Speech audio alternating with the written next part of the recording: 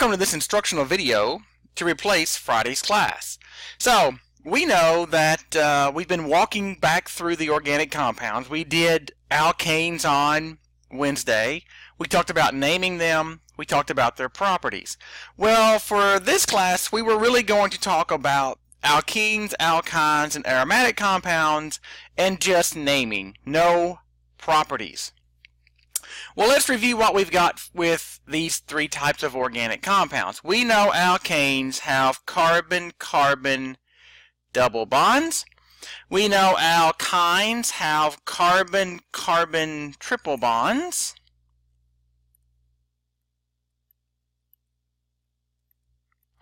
And we know aromatic compounds have our old friend, yes, it is back,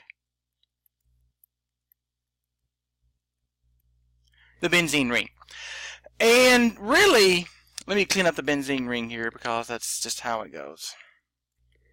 Alright, why do we care about the benzene ring? Well, before we said it was a little bit toxic. You get some exposure when you're pumping gas, but really if you look at most of the major pain relievers available today, over the counter or by prescription, you are going to see, when you look at their molecular structure, a benzene ring somewhere in the structure. It's really a molecular scaffold.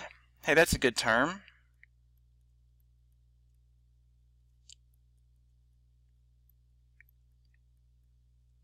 Where you can add on to it. So here's an example. Now if you go down the pain relief aisle in Walmart, who doesn't do that? And you just look at all these products. I'm going to say 80% of them, if you looked at their structure of the main ingredient, the organic compound, that's the main ingredient, there's an aromatic ring or a benzene ring. So if you even do like Aspercreme here with lidocaine, and you look at the structure of lidocaine, here we go. This is lidocaine. I was in the Lourdes Hospital emergency room all day Friday, pretty much. And my mother-in-law, who fell and severely cut her leg, was administered lidocaine as a local anesthetic on her leg.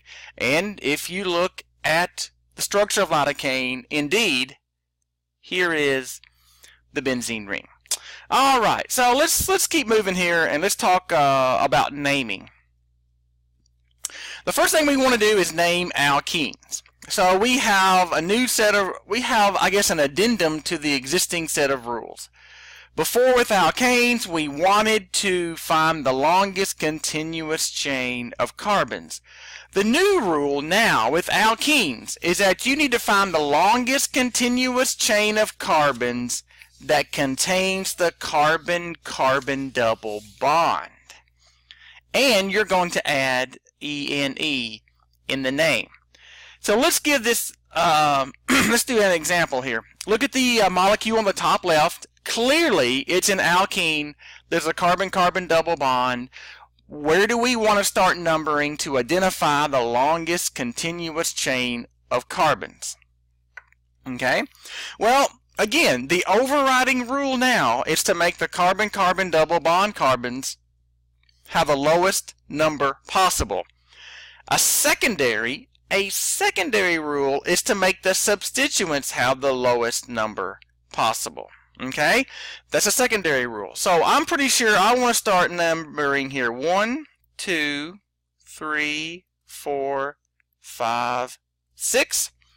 I've got everything accounted for except for this bromo, which is the substituent. And so I've made the double bond carbons 2 and 3. If we would do a rogue red numbering here, and did this way, the red numbering, 1, 2, 3, 4, 5, 6. Yes, we made bromo a lower number, the carbon attached to bromo a lower number, but that's not the primary rule. The primary rule is to make the carbon-carbon double bonds have a lower number. So the red numbering is the way we want to go. So it looks like to me, according to the rules that we know about, this is going to be 4 bromo, 2 hexene. And then all of a sudden I just threw another rule at you and didn't tell you about it. you need to locate the double bond.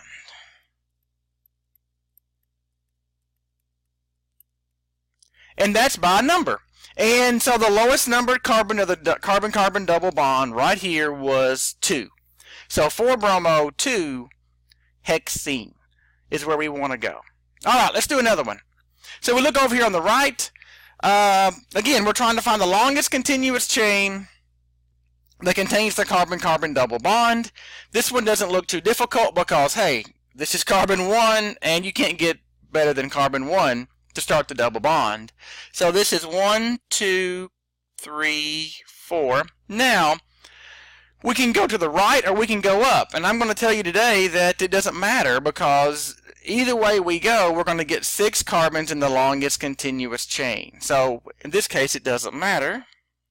So there's 6 carbons. Everything is in the longest continuous chain except chloro and ethyl. A 2-carbon substituent is ethyl. Look at your playbook. Okay? Alright, so we've got to put the substituents in the name and we've got to locate the carbon-carbon double bond. This one is looking like 2-chloro, 4-ethyl. Locate the double bond. 1-hexene. And that's one funky one. Let me try that again. There we go. 2-chloro, 4-ethyl, 1-hexene. Alright, that's naming alkenes. What about alkynes? Same thing. You want to make the longest continuous chain. You want to make the longest continuous chain contain the carbon-carbon triple bond, and you want it to be the lowest number possible. So here, I don't really need to do a lot of possibilities because I know, based on what I just said, this is 1, 2, 3, 4, 5, 6, 7, 8, 9. We're going no-name, or no-neen in this case. Again, just to go back and emphasize, ene, because we have a carbon-carbon double bond. Alright, so let's identify any substituents that were not in this longest continuous chain. There's methyl. Here's methyl. And I think everything is accounted for. And again, in this name, we're going to have to locate the position of the carbon-carbon triple bond. So it looks like we've got 5,7 dimethyl.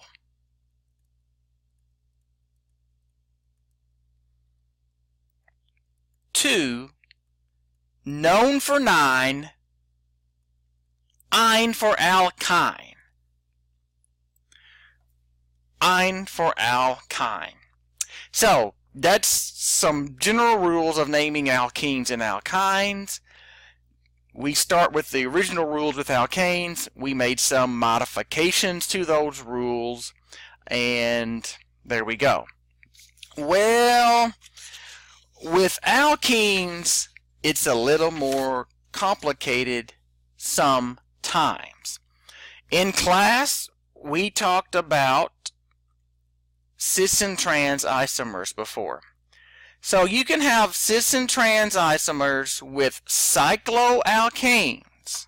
So you can have geometric isomers in our world with cycloalkanes. We've already talked about that. And some alkenes. Okay? So let me tell you how this is going to work. So you need to, in my opinion, start looking at a molecule and you say, oh, it's got a carbon-carbon double bond. I know it's an alkene. I need to check and make sure if cis and trans isomers are possible. Okay? So here's how I recommend doing this. Every time you see a carbon-carbon double bond, I'm just going to do a little A and B next to it, just so you're focusing your attention on those two carbons, A and B. Okay? Now, here's the deal. You can have cis. Let's do cis first. Cis means same. If you have a hydrogen on carbon A of the double bond and a hydrogen on carbon B of the double bond, if they are locked on the same side of the molecule, this is cis. So A has to have a hydrogen, B has to have a hydrogen. Again, R is the rest of the molecule. It's some kind of carbon fragment. Okay? These two hydrogens are on the same side. And they are locked because you cannot rotate around a carbon-carbon double bond. Okay? Well, let's go to another scenario. I'm going to call this trans, and I'm going to look at carbon A, and I'm going to look at carbon B because that allows me to locate the carbon-carbon double bond in the molecule. That's the only thing I need to focus on initially here to do if it's cis and trans. If I have a hydrogen on carbon A and a hydrogen on carbon B, and they are on opposite sides of the double bond, and that's what I'm showing you right there. They're on opposite sides of the double bond. They are locked there, and ladies and gentlemen, you have a trans isomer. Again, these are geometric isomers. So these two hydrogens are on opposite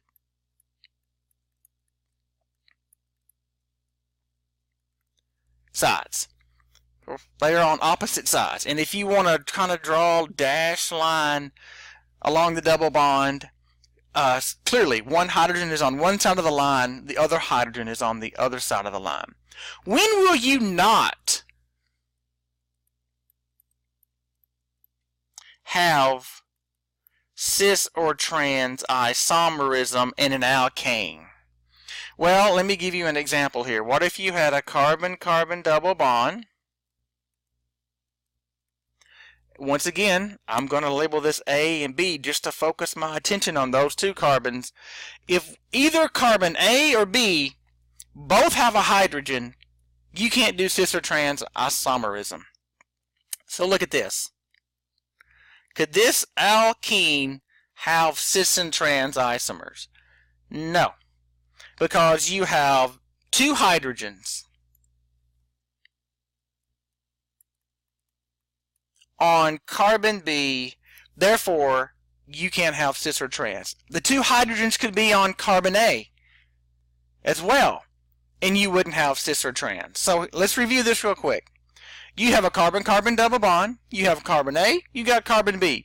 If carbon A has one hydrogen and carbon B has one hydrogen, and they are locked on the same side, like right here, that's cis. If they're on the opposite sides, that's trans. If either carbon A or carbon B have two hydrogens, no, no, no. Did I say no? Cis or trans isomerism. So let's do a couple of examples practicing cis or trans, okay? And I know you're not going to like this, but here we go. Let's use these skeletal type structures. Let's do the one on the bottom left. So this is an alkene in skeletal structure. Does it have a carbon-carbon double bond? Yes. Am I going to label A and B just to help me identify the double bond? Yes. What you should do, you don't have to add hydrogens to the whole molecule, but you do have to add hydrogens to the double bond.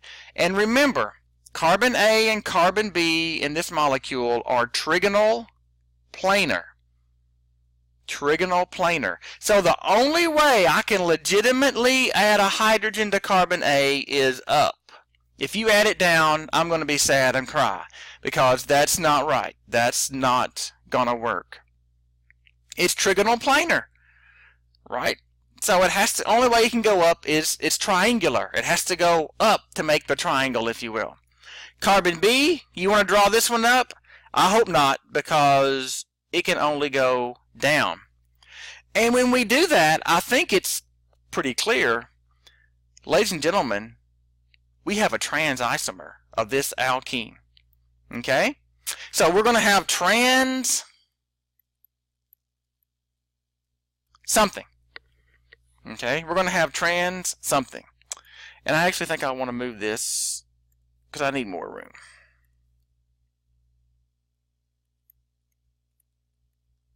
All right. So let's number the carbons. I'm going to start from the end. It gives me the double bond, the lowest number. So this is 1, 2, 3, 4, 5. Everything is in the longest continuous chain except the chloro. So here we go. Cis and trans go first in the name. Cis and trans go first in the name always. Always go first. So we've got trans,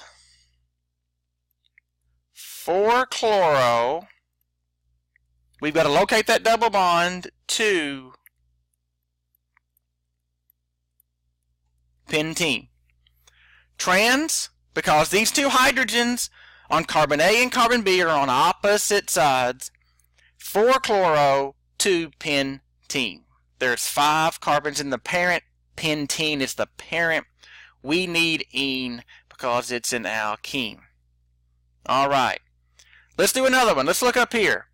You need to say, oh, he's given me an alkene in skeletal structure. So I'm going to locate carbon A and B just to help me locate the double bond. I'm going to add hydrogens to where they have to be. Carbon A and B are trigonal planar. Therefore, they're triangular. So hydrogen on carbon A has to go up. The hydrogen on carbon B has to go up. Ladies and gentlemen, I hope you see right now we have a cis isomer. It has to be cis, and it has to go first in the name. Everything else is the same now. We've got to find the longest continuous chain that contains the double bond, identify any substituents. 1, 2, 3, 4, 5, 6, and then we can go either up or down here. It doesn't matter. 7. This makes methyl a substituent. Again, this is a skeletal structure. You know that's methyl. And I didn't want to put methyl there because I need to put the name there. Let's try this again.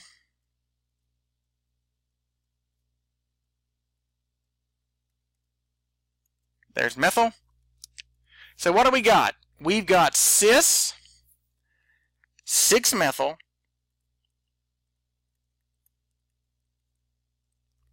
we've got to locate that double bond. 3, 7 is heptene.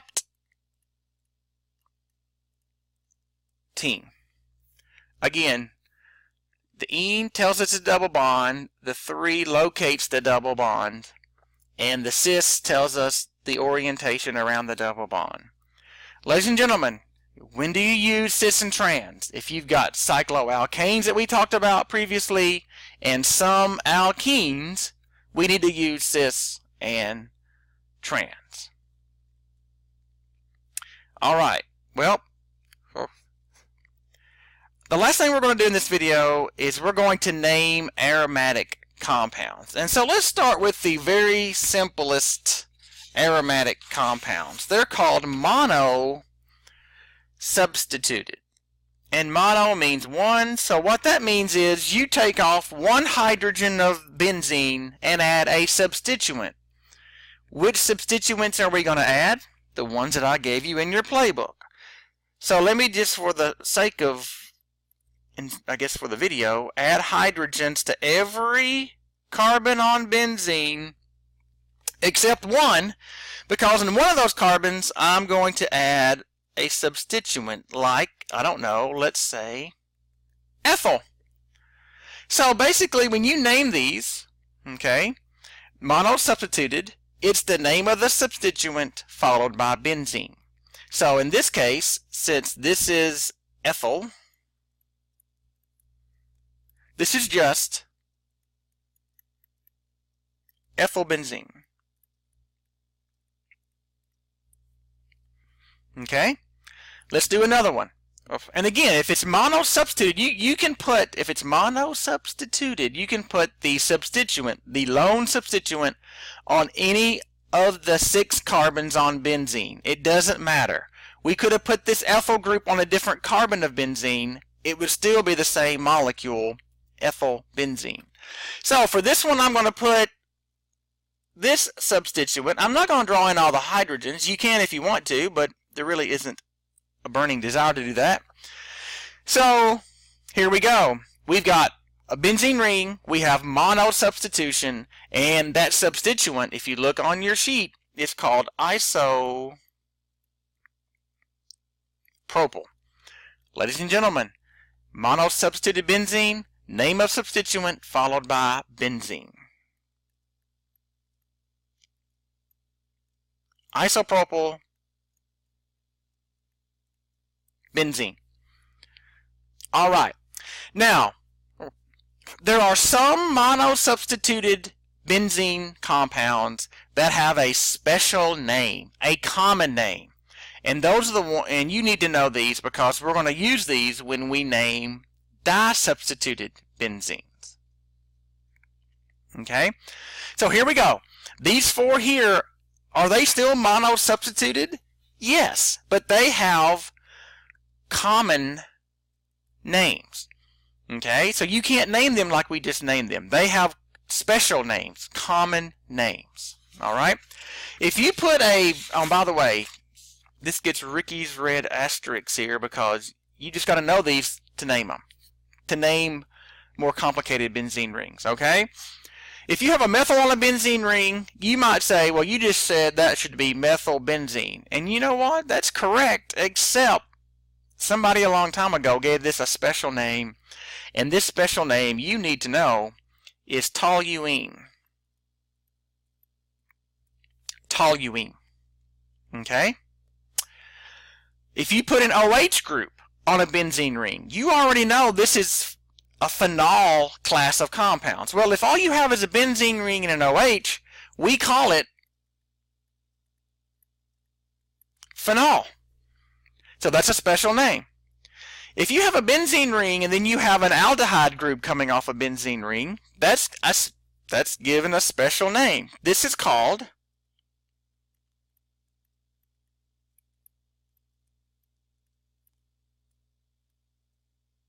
benzaldehyde.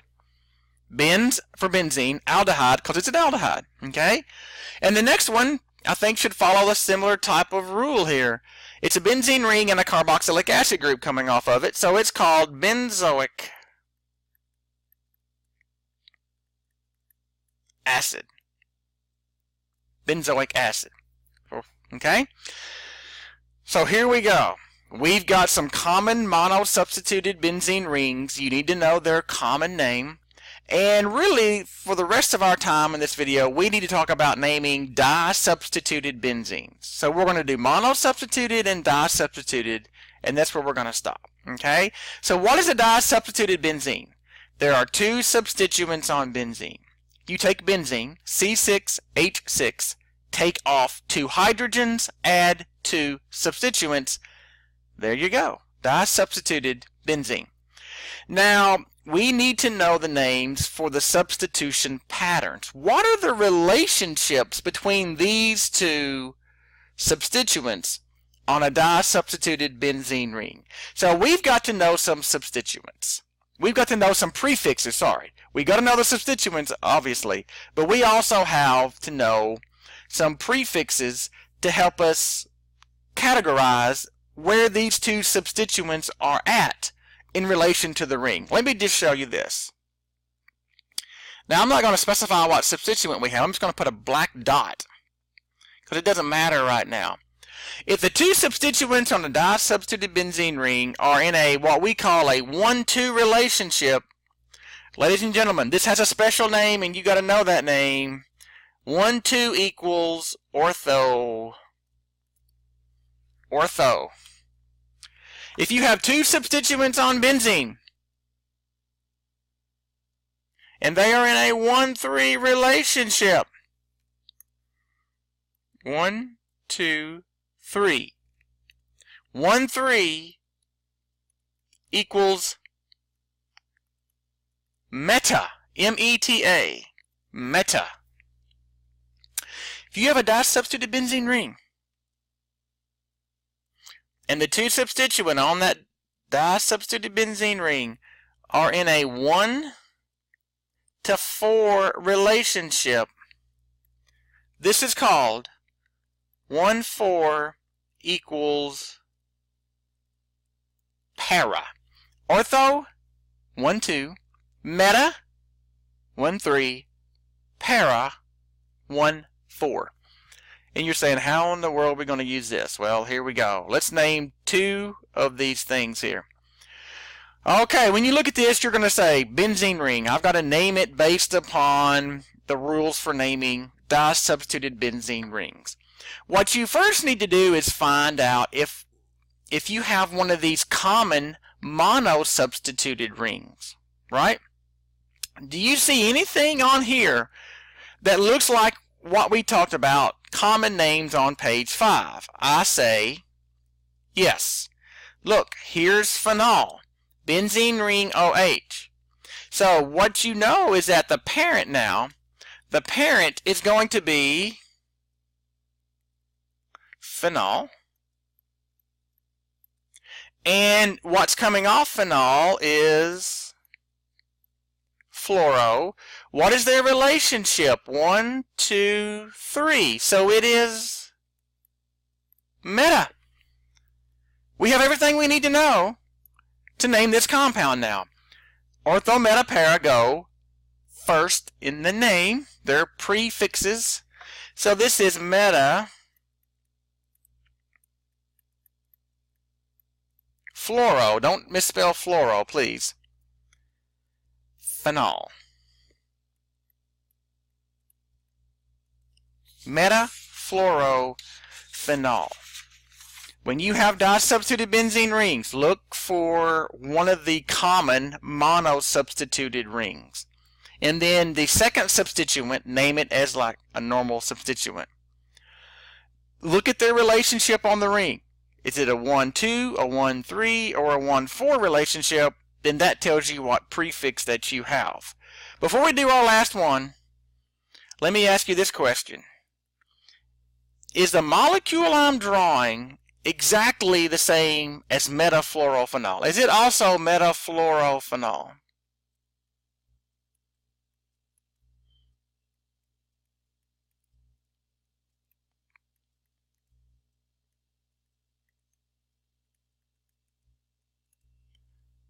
Is that the same? Well, I say yes. Okay, they are in a 1, 2, 3 pattern. It's still a phenol. It's still fluoro. So, indeed, this is still, or this is the same molecule. You don't always have to have a substituent on top. You can, as long as you have a benzene ring, an OH group, and a fluoro group in a 1,3 relationship, that's metafluorophenol. Always. It doesn't matter specifically which carbons they're on. It depends upon their relationship to one another. All right, let's see if we can wrap this up in a tight bow here, but less than 30 minutes. So, look at this. It's disubstituted benzene. Look for one of the common ones, and I spy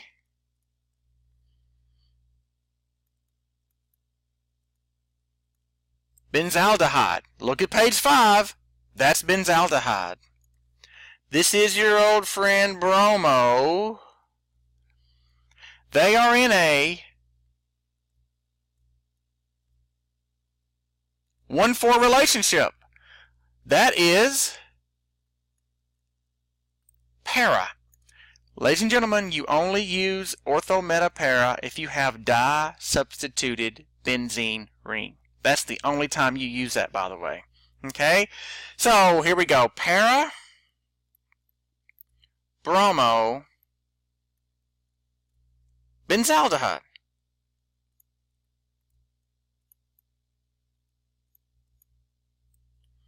Para, bromo, benzaldehyde. So let me draw a line here. And what about this? Is this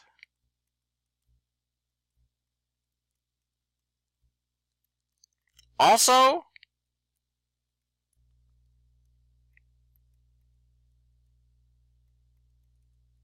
This also para-bromo-benzaldehyde?